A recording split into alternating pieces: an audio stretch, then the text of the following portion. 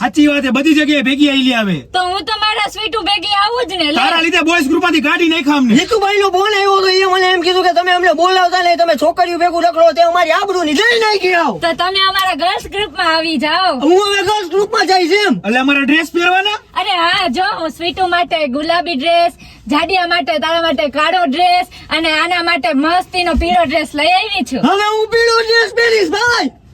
આ મને કઈક થયું, હવે તું કઈક બોલ ને. બોલ હવે.